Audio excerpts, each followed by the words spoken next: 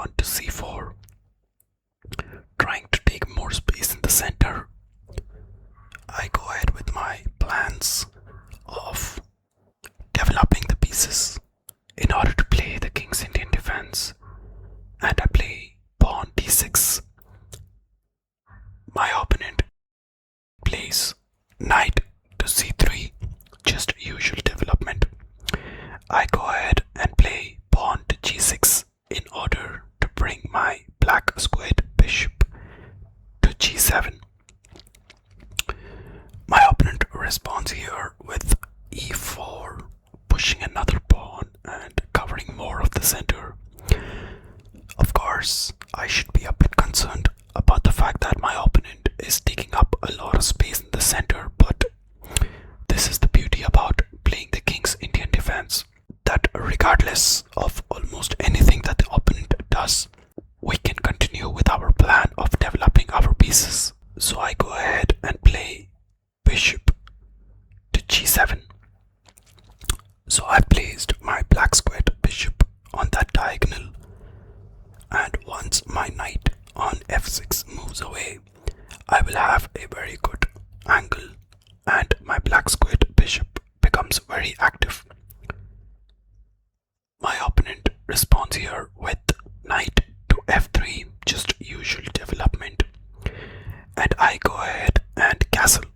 Now the step 1 of the king's Indian defense is complete, where we have put our king in a very safe position, protected by multiple pieces here.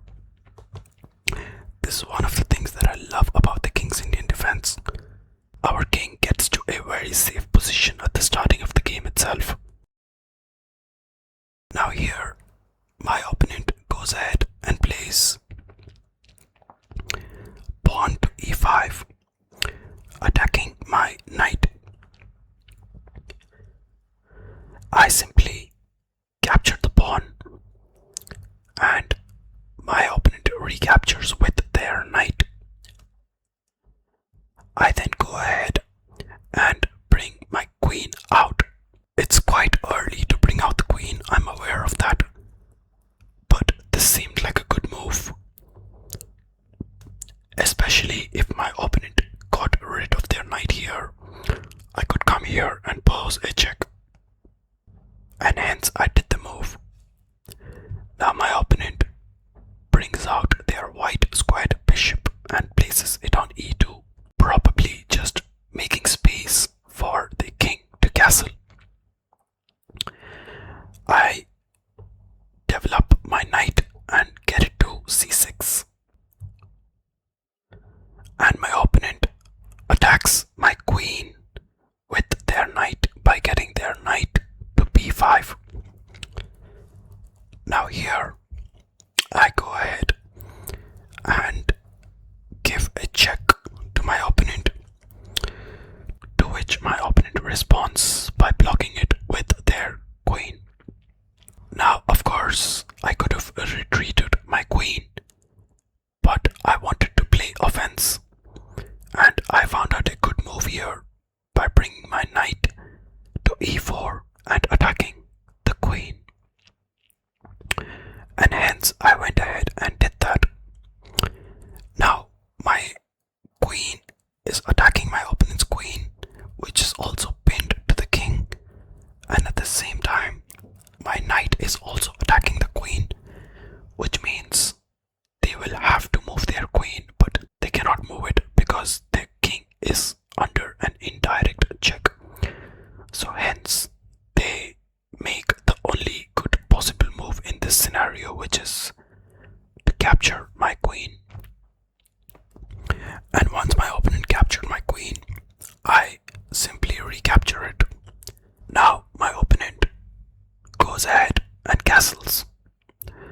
Now I decided I can go ahead and capture their knight, which is on e5, and I did that. And my opponent, instead of simply recapturing with their pawn, they went ahead and got their knight to c3, which I consider a blunder, because even though they can simply capture my realized that I can capture their knight before they can capture mine. And once I capture their knight, they will have to capture my knight before capturing my bishop, the one on the black squares. And as I make the moves, it would become much clearer where my opponent made a mistake. So I went ahead and captured their knight. And now I have captured two of their pieces, but they can only capture one of mine, either my knight or my bishop. And so they went ahead and captured my knight, and I simply positioned my knight in a way where I am attacking their rook. Now they will have to move their rook or else they lose it. And that means they cannot really capture my bishop here. And they simply move their rook, and I simply get my bishop to safety. Now in this sequence of moves, my opponent lost an extra piece compared to us, and we are already a piece up. So once I moved my black squared bishop back to f6, my opponent went ahead and attacked my knight, and in hindsight it looks like my knight is trapped. I cannot go here, I cannot go here, I cannot really capture this pawn because I would get recaptured by this pawn. I cannot really go here nor here, and I obviously cannot go here because I would get recaptured by the same pawn. So I come up with a pretty good move, I would say, and I attack their bishop. And I attack in such a way that even if they capture my knight, I can win back their bishop and not lose my bishop. To this, my opponent responded by capturing my white squared bishop, and I simply recaptured with my pawn. Bear in mind, my knight still does not have a place to move. In this position, my opponent goes ahead and captures my b7 pawn, to which I respond by playing c5 to at least keep this pawn safe, since the pawn on a7 and e7 are already protected. My opponent then goes ahead and captures a pawn on c5, to which I respond by capturing another pawn on c3. And then my opponent goes ahead and starts capturing pawns, since that pawn was not defended anymore by the black squared bishop which was placed at f6. I then get my rook on the c file, threatening to capture the opponent's pawn on c5. My opponent continues capturing my pawns, and I continue capturing theirs. Here, my opponent gets their black squared bishop to e3, directly attacking my rook, and I simply capture it since I was already a piece up. My opponent obviously recaptures my knight with their pawn, and since the pawn on c4 was free to take, I went ahead and captured that. To this, my opponent responded by capturing another pawn of mine, and at this point I did not have any pawns to capture, so I went ahead and played my bishop to b4. And the reason I played that move is with intentions to get my black squared bishop on c5, giving a double attack to the rook and the pawn. My opponent pushes their pawn to a4, planning a promotion if they get it here to the a8 square. And I threaten to capture this pawn which is on e3.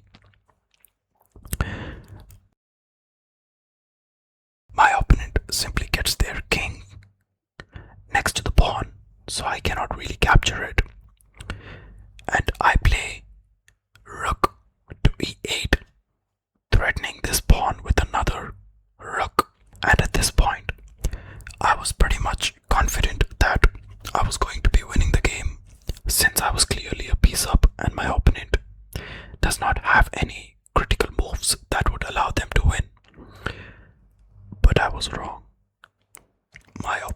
ahead and wins this game, which I'm not really proud to say, but let's see how that happens. When I made the move rook to e8, that was already a blunder because the pawn on f7 is not being protected by that rook, and it is being double attacked by my opponent's rooks on f5 and a7, and they of course take advantage of that and capture it.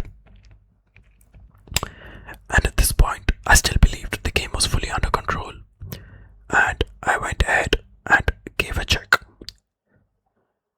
My opponent simply moved their king away, and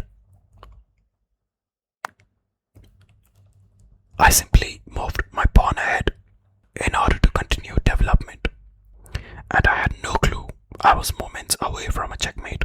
My opponent's first check. They threatened my king, and so I move it away. Very natural move, at least I thought.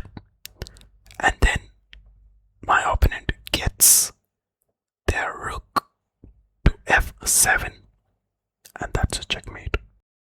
I was in disbelief. I could not believe I missed such an easy and straightforward checkmate. But it is what it is. Like I said,